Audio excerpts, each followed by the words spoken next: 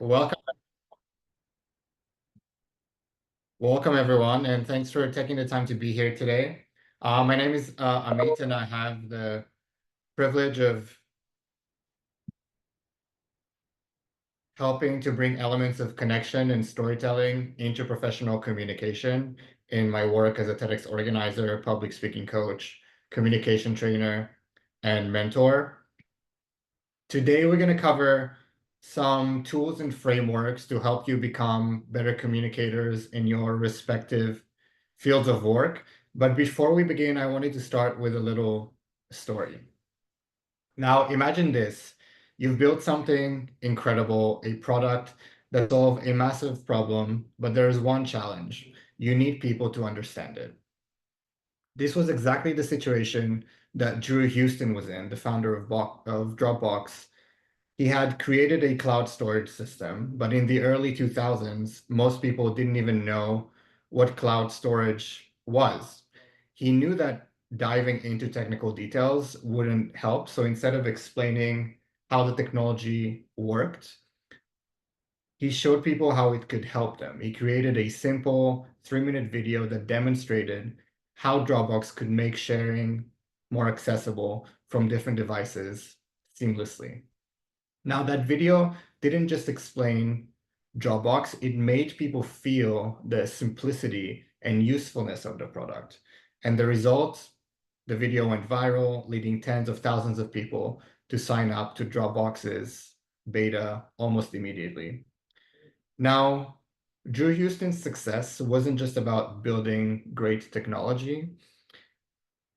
It was about how he communicated its value in a clear and relatable way by avoiding technical jargon or, you know, using overly technical language and focusing how the product solved a real problem. He could connect with the audience in a way that sparked their curiosity. Now, let's take a moment and think about your own experiences. When you think of a great communicator, what qualities stand out to you? In just 1 to 3 words, what makes someone memorable to you when they're speaking? You can think of the best communicator you've ever worked with, for example, or someone you've seen at a conference like this that you thought was a great speaker. What was it about their speaking style that made them stand out to you? Now, if some people want to actually say what they're thinking of, then feel free to quickly unmute yourselves and say what quality that is. Yeah, Mohammed Isababa said coherent speech. Uh, okay, he still said a sense of humor. Yeah, if you have another person that wants to add, you can unmute yourself and speak. Ayola said simplicity. Yeah.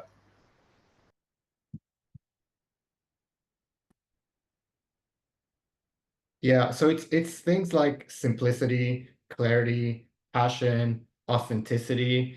These qualities are what is key. And today we're going to explore how you can take these qualities and apply them in your own presentations, especially when discussing complex or technical topics.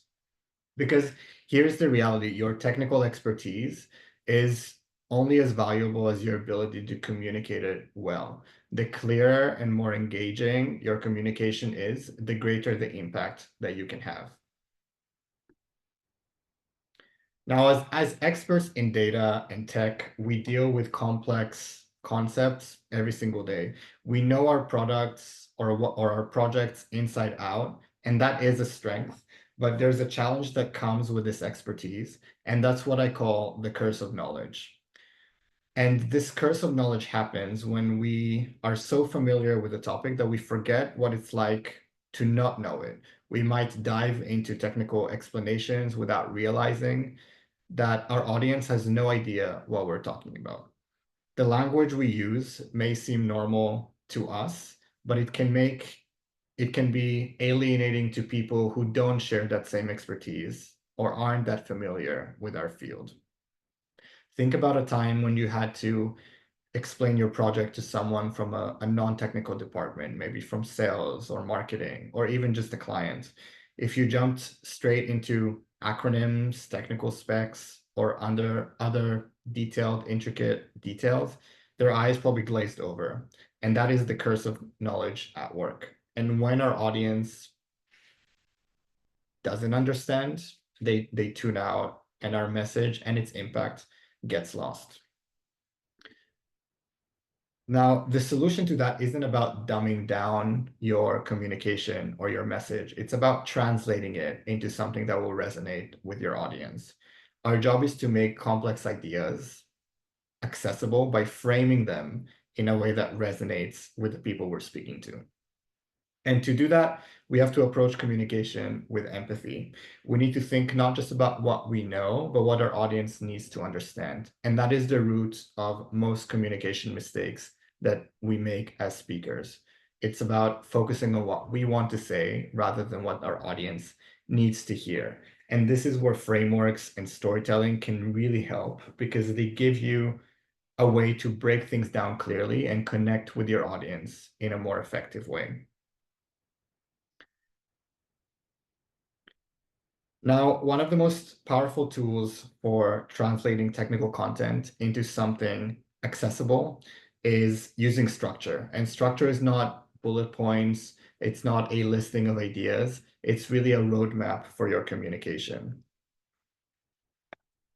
And one of the most effective frameworks that I've come across is the what, so what, now what structure. And this is what I use with most of my clients and most of the organizations that I work with. This simple structure helps you communicate clearly by ensuring you address three key areas. The first is the what. This is the facts or details. It answers the question, what is this about? Second, so what? Why does it matter? What's the relevance? What is the significance of this communication or information that you're presenting? And the third one is now what? Every communication should drive some sort of action or minimally a shift in mindset. So now what allows you to address the next steps or the implications for your audience, so it's clear what they should do with your communication.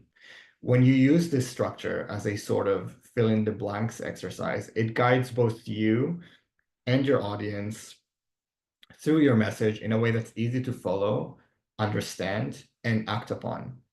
Now let's take a technical example to see how this might work in practice. Imagine you're introducing a new AI feature for your product. You might say something like this: our AI feature analyzes user behavior to recommend personalized content. This will help customers find relevant products faster, leading to increased engagement and higher sales. We recommend integrating this feature on your platform by Friday to maximize user retention during the holiday season. Now let's break this down. So we started with the what. Our AI feature analyzes user behavior.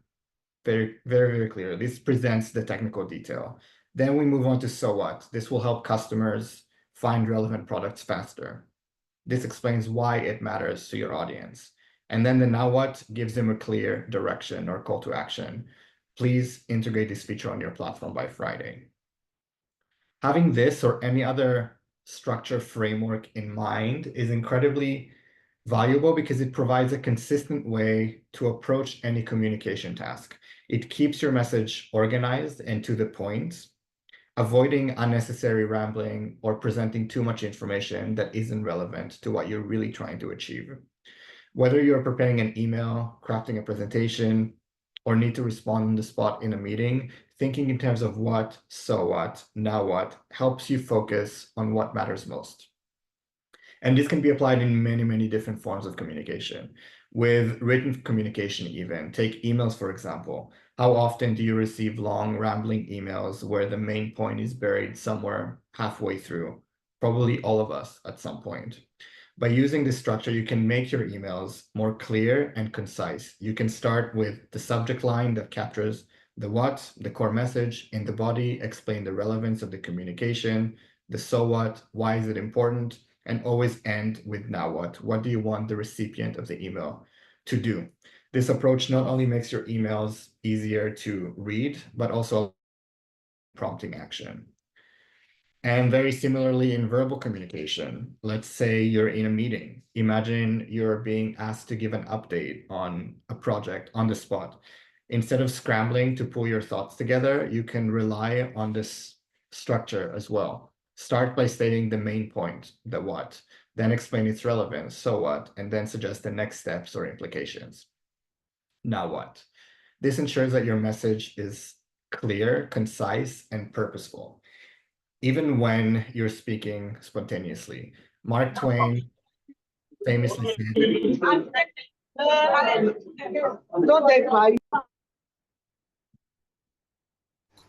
Sorry about that. I've muted the person. no worries.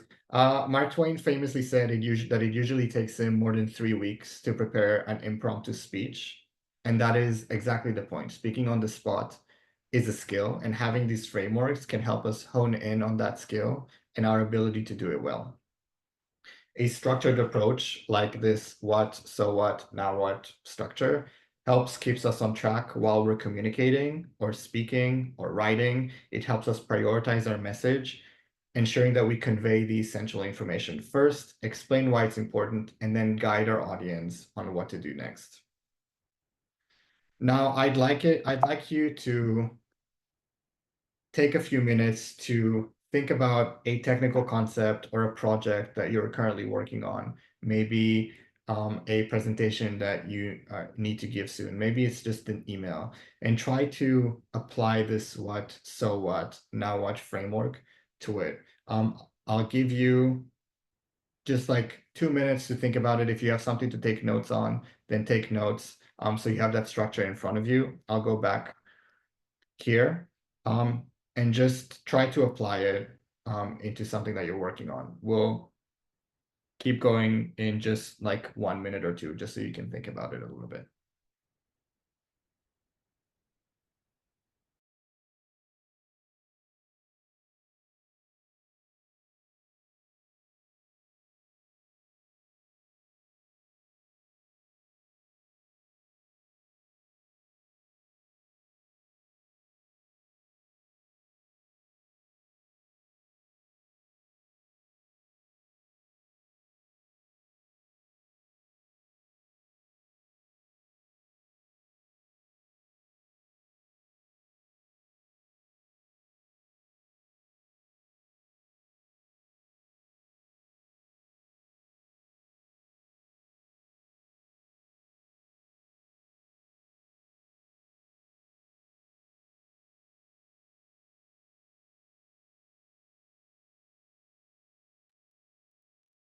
Okay, for the sake of time, we're gonna keep going.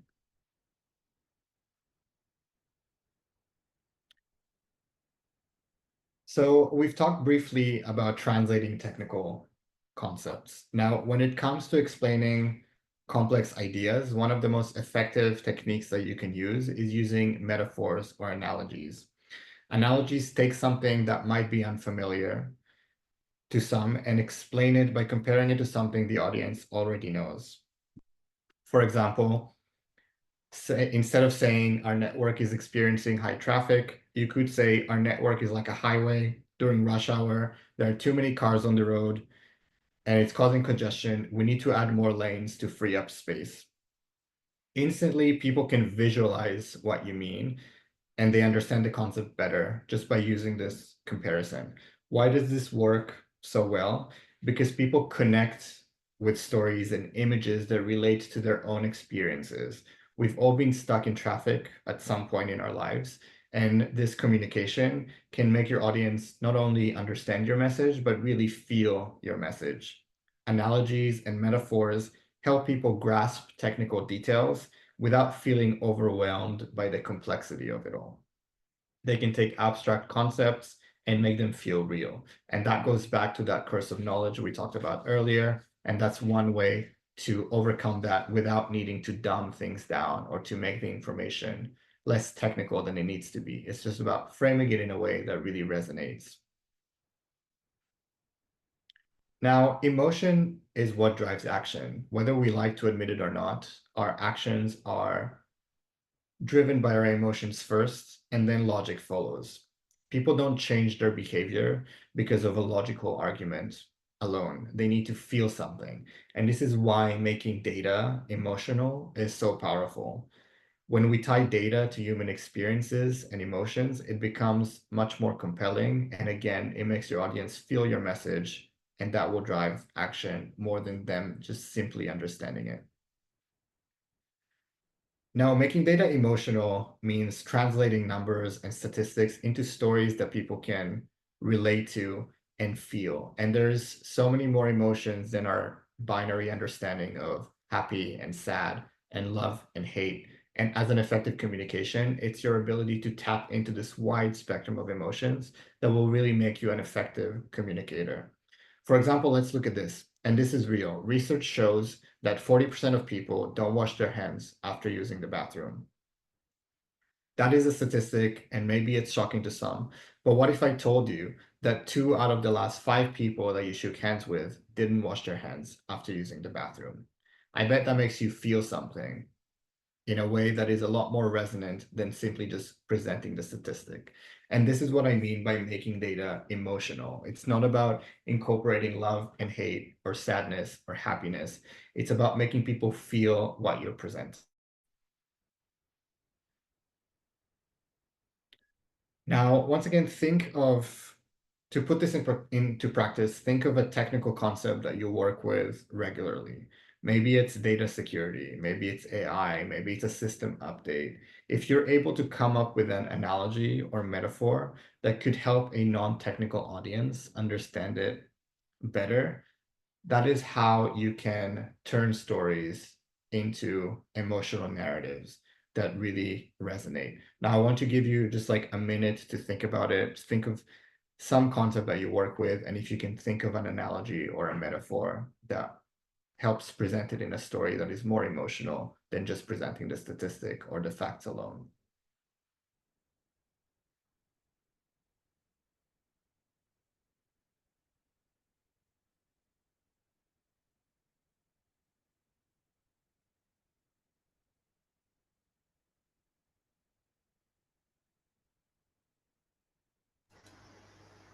Do we have someone that wants to like do this now? Explain something to us, like maybe a data engineer in the house, or a data scientist, a software engineer, uh, data analyst. You want to explain something that is technical to us? Yeah, I could go in. Yeah, yeah, please. Cool. My name is Ben. I am a data analyst. So I remember one time when I was trying to explain to a new data person, so someone who I was training on data, and I think I was training person on SQL, and I was explaining the concept of joins. So at that point, I tried using an analogy of a king in so I was trying to explain foreign keys and primary keys, and I tried using a king in Ibadan being a king in Lagos trying to go to Ibadan. If the king in Lagos goes to Ibadan, he's a foreign king. It doesn't mean he's not a king, but he's also a king, but he's a foreigner in Ibadan, right? Then when the king in Ibadan comes to Lagos, he's a foreign king, but it doesn't mean he's not a primary king in Ibadan. So with that analogy, I think to date, it's talked to the person's head in terms of the concept between foreign key and primary keys. I don't know if that makes sense. Yeah, yeah, awesome. Yeah, yeah, I think I've actually just found a way to explain foreign key and primary key to somebody now. Thank you for that. Yeah, I mean, Yeah, that was a great example, and that's exactly what can really help people. Now, the next thing I want to talk about is storytelling. And storytelling is one of the most powerful tools in communication, perhaps the most powerful tool. Now, we've been telling stories for as long as 36,000 years since, our times as cave people. We've only learned to read and write in the last 5,000 years or so. So in other words, we've been telling stories for over 7 times longer than we've been reading and writing them. And we're the only species that relies on storytelling to make sense of the world. Think about it. We read bedside stories when we're kids.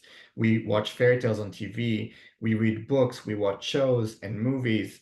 We are wired to respond positively to stories because from a very young age, they entertain, educate, and enlighten us, shaping our understanding of the world and our place within it. And storytelling isn't just for creative writing or motivational speeches. It's one of the most powerful tools you can use in your technical presentations even. And why? Because as we've just covered, humans are hardwired to respond positively to stories because they help us connect emotionally, which goes back to what we've just talked about. Think about the last time a presentation really stuck with you. It probably wasn't just a list of facts or a slide deck full of data. It was likely a story that brought those details to life. That is the power of storytelling. It makes data and complex concepts and gives them meaning by creating a narrative and presenting them within a context that can really resonate with your audience. Now, to help you incorporate storytelling into your presentations, here's a very simple 5-point storytelling framework that you can use in your communication, whether you're giving a presentation, writing an email, or even speaking in a meeting. It goes like this, and it really is quite simple. Once upon a time, they used to do this. One day something changed, so they did this. As a result, they did that. It's really that simple. Now let's look at each of the 5 points. The first one is once upon a time. Every story we read as kids, maybe stories that you read to your kids now if you have them, probably starts with those 4 words. This helps sets the scene. It's your way of providing background or context. Think of it as an introduction to your story, where you provide a starting point to lay out the situation or challenge and take your audience on a journey from. And of course, in professional communication, it's not likely that you will use the words once upon a time. It could be a last Tuesday or 4 years ago or 3 months ago. This sets your story at the beginning point so that you can take the audience on a journey from that. Now, the second point is they used to do this. This highlights the old way of doing things or the status quo before a change occurred. It gives your story a point of reference that you can there compare it to when you introduce conflict or transformation. Then number 3, one day something changed. This is when you introduce the turning point or catalyst, something that caused a shift and brought about a challenge or opportunity. This is the conflict, which is essential to every story. Then number 4, so they did this. This is where you describe the action taken in response to the change or challenge. It shows how you or someone else addressed the situation. And then that takes you to the 5th part, which is, as a result, they did that. Finally, you conclude with the outcome or impact of the action taken, what was achieved, what changed. This is where you show the results and the value of the actions. This is where the transformation is introduced to conclude the communication. And we all love a good transformation story. Now, of course, stories don't have to be about a princess dancing and singing along in the forest with her forest friends. Let's use a scenario that's maybe more relevant here, like communicating with a different department like marketing about a new data analytics tool. If you use this framework, it might go something like this, and try to follow along as I tell this very, very short story. So this is how it goes. For the last 5 years, we relied on basic reporting tools that provided limited insights into customer behavior. These tools only showed general sales and basic demographics, making it hard to understand what really drives customer decisions. Recently, we noticed competitors were launching highly targeted campaigns that outperformed ours, indicating they had deeper customer insights than we do. To address this, we identified an AI-powered analytics tool that can analyze customer data in real time, revealing patterns and trends that we missed before. Using this tool, we can boost customer engagement by 20% with targeted personalized campaigns, leading to higher conversions and satisfactions. That is the story. As you can see from this example, stories make the proposal more impactful because it introduces a transformation and it takes your audience on a journey, even if it's as quick as 5 sentences. By telling the story, you can take your audience on a journey to make the data and information more relatable and the results more impactful, again, because of that transformation. Now, to make your stories even more impactful, it's important to set the right context for your audience. And this is where framing comes into play. Now, let me tell you a quick story to illustrate this point. Last summer, I was invited to the opening of a new gallery in the south of Spain, here where I live. And I found myself captivated by a piece of art, and I spent about 10 minutes just looking at it. And the piece of art is the one that's on the slide. Some of you may recognize the artist. It's Banksy, a very famous street artist. Now, I was really taken aback by this art piece, and I was just kind of standing there in the gallery looking at it for about 10 minutes. And it was so long, in fact, that the gallery owner noticed me and came over and introduced himself. And he explained to me the significance of the gold frames that were chosen by the artist, which is what was so captivating to me about it. He explained to me the significance of the gold frames, is that these frames, which are typically used for more expensive classical art pieces, created a paradox when paired with Banksy's more contemporary, provocative street style. And the point of that was to provide a satirical commentary on how art can sometimes become unaffordable or inaccessible and overly expensive.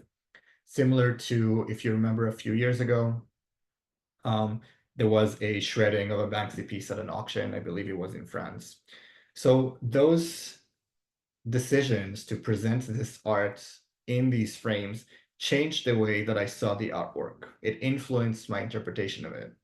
And framing in communication works in a very similar way. It's like choosing the right frame for a picture. How you set up your message or the context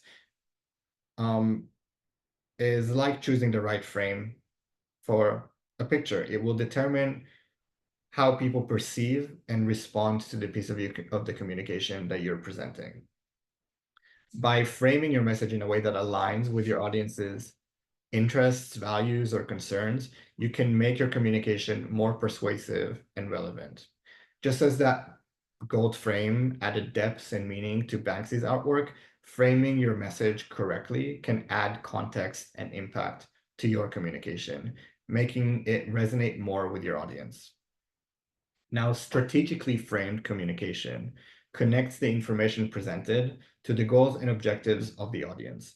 This is an example of empathy in action. It's about you showing respect and understanding for your audience's interests by providing the right context. If you're presenting a proposal to your boss, for example, you can highlight what his or her goals and objectives might be for the next year and frame your proposal to address each one of those points directly.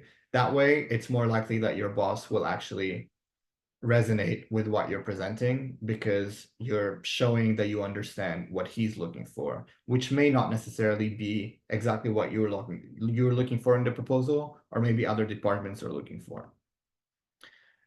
This is an example of how when you're presenting to different stakeholders, whether it's C-suite executives, developers, clients, colleagues from other departments like marketing, each audience has different objectives and concerns.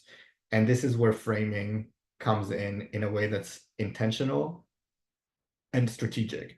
Framing means presenting the same information, but in a way that resonates with the specific needs and priorities of different audiences. For example, let's say you're proposing a cybersecurity upgrade. And let's say you have to propose it to the finance team and the IT team. With the finance team, you might frame it in terms of cost savings by preventing excessive data breaches. For example, you could say, by investing in this cybersecurity upgrade, we'll significantly reduce the risk of costly data breaches, which on average can cost companies $4.35 million per breach. While there is an upfront investment in this upgrade, it will pay for itself in a few years through avoided breaches and the costs and insurance premiums associated with them. Additionally, the system's efficiency will lower the cost of managing security, saving us both time and money in the long run. To the IT team, you could focus on how it streamlines processes and reduces manual workload, which maybe is not that relevant to the finance team. You could say something like, this upgrade will allow us to automate many of our current security processes, freeing up time to focus on higher value tasks and activities. It's designed to integrate seamlessly with our existing infrastructure, meaning that there will be minimal disruption during implementation. Now, these two examples show that you can present the same information, in this case, the proposal of a cybersecurity upgrade, in two different ways so that you hit and target the objectives of your respective audience. The people on the finance team who make decisions are not looking for the same objectives as the people on the IT team or the people in other departments. So if you can define your audience and their objectives in advance, you can frame your communication in a way that's strategic and intentional, and that way you can resonate more.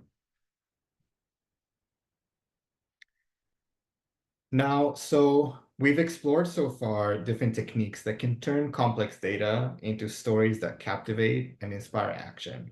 We've seen how structured communication with the right framing can make all the difference.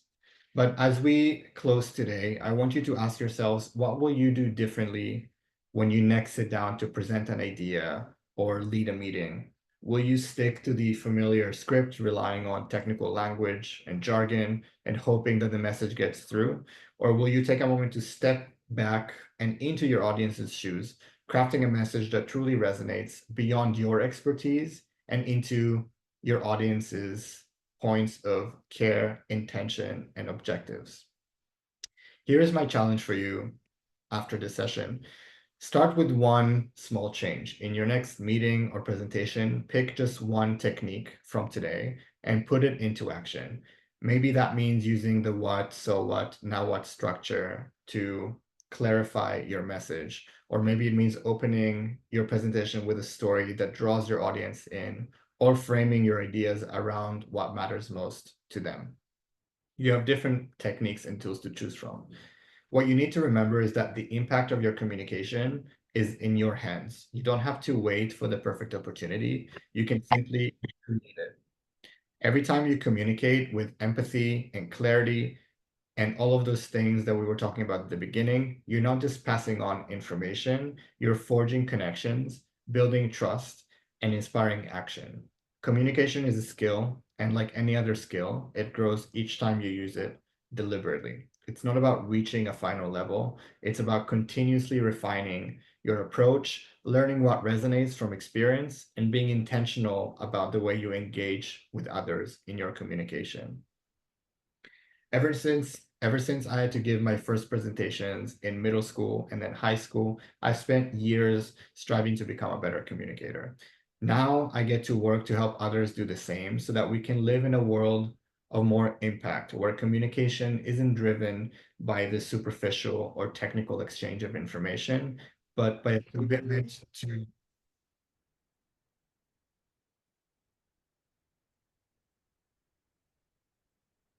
but by a commitment to resonate, engage, and inspire our audience. So as we wrap up today, take these lessons with you. Practice them, make them your own. When you start applying these techniques, you won't just be conveying information, you'll be making real connections and driving meaningful change in your communication. So as we conclude here, I want to thank you so much for your time and engagement today. I can't wait to see the difference you'll make in your communication going forward. And I'd be very happy to, I'm not sure how much time we have. I think we have about 10 minutes left. So if anyone has any questions, please put them in the chat and we'll do a little Q&A. Ask anything specific about something that you're working on. It doesn't have to be specifically about what we've talked about today, but anything to do with your communication and questions. Otherwise, thank you very much. Awesome session. Thank you, thank you, thank you, thank you. I mean, this is really inspiring. But I do have a question, right? I work with a set of data analysts, right? And everybody's trying to tell their stories differently. So as an analytics manager, how do I get to bring my analysts to all have the same sense of data storytelling? That's my question. Can you repeat the last part? How do you get them to do what? To all have the same sense of data storytelling so that we are all looking at the data points from how we can make the stakeholders see value in what we are doing. Yeah.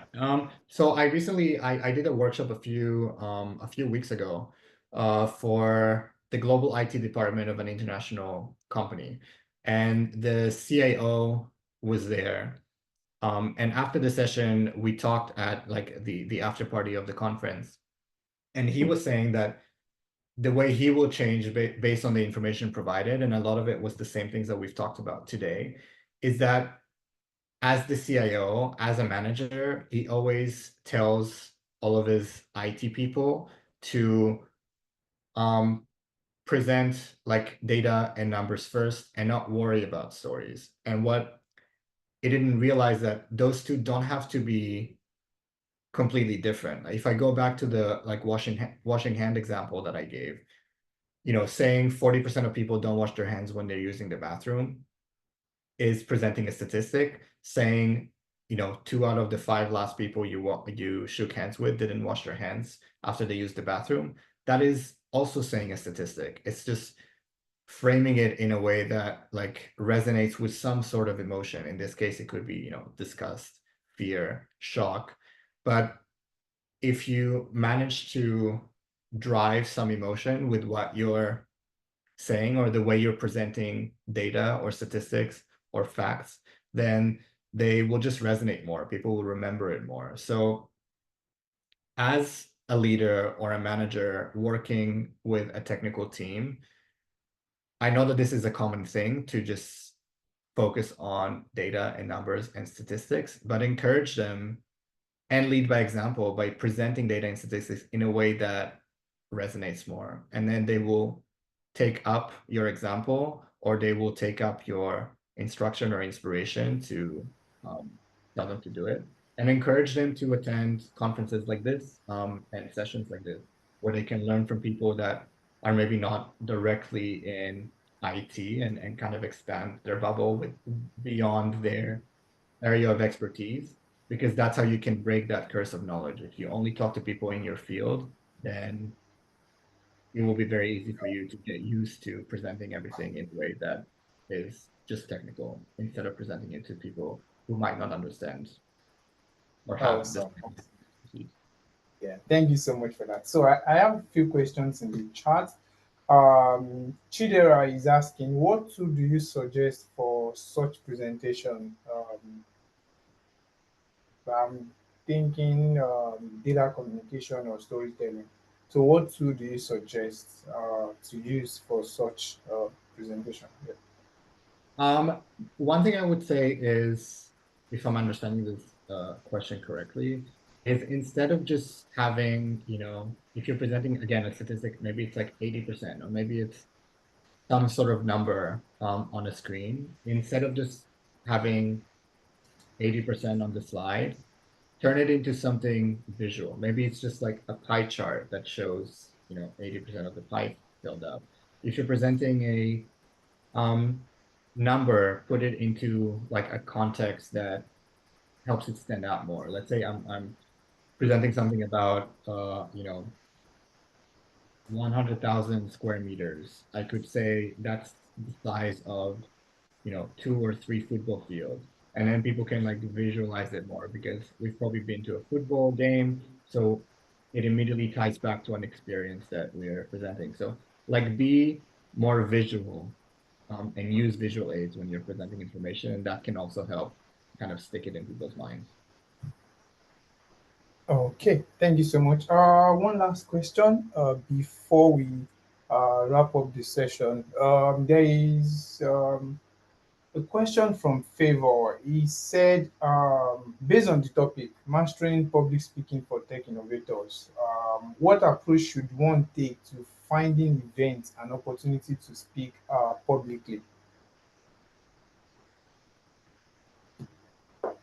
Yeah, so in terms of finding events, I would say, my kind of main thing, I'm very active on LinkedIn. For anyone here who wants to interact with me, feel free to follow me there.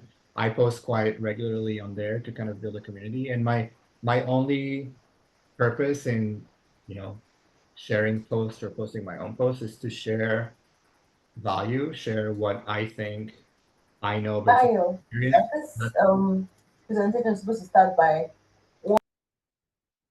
That could help people. And if you just present things that are valuable, in a way that expands your expertise and shows you as someone who can present value, you'll likely be approached by different people if they're creating events, and connect more intentionally with people who are maybe in the spaces where you want to be.